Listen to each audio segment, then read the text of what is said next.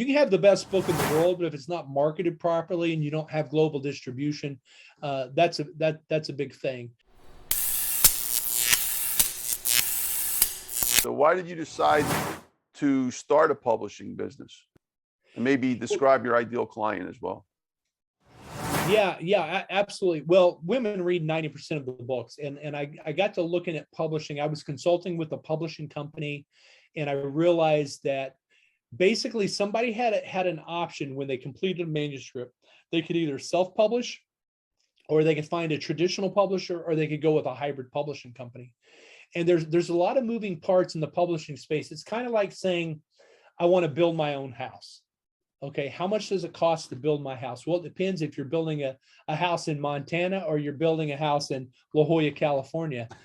Is it going to be on the beach, or is it going to be, 50 miles from the nearest town? So there's a lot of questions.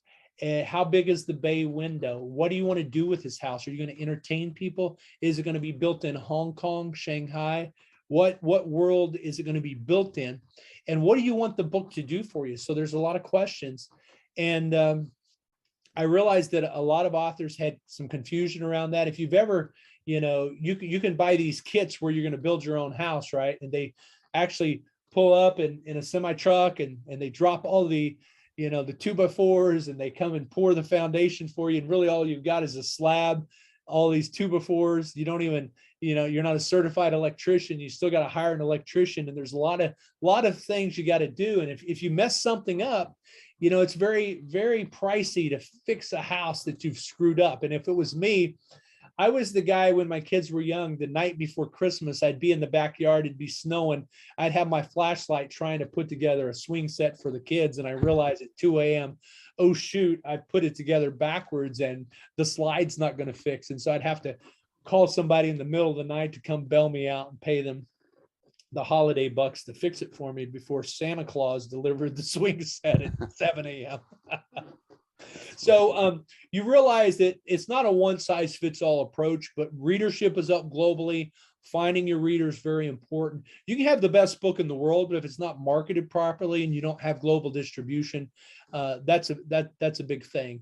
And so if you're an A-list celebrity, your option might be different than somebody that doesn't really have a name of notoriety. But if you have 100,000 Instagram followers, your strategy is going to be different than somebody else that doesn't. So there's a conversation to be had. Yeah, so I decided there was an opportunity to serve authors with a hybrid publishing company where the author owned the rights. They got the same distribution that they would get with a traditional publisher. They made the lion's share of the royalties, and they had an opportunity to get on stage, and we would actually push them out on podcasts. So that plan has worked very well.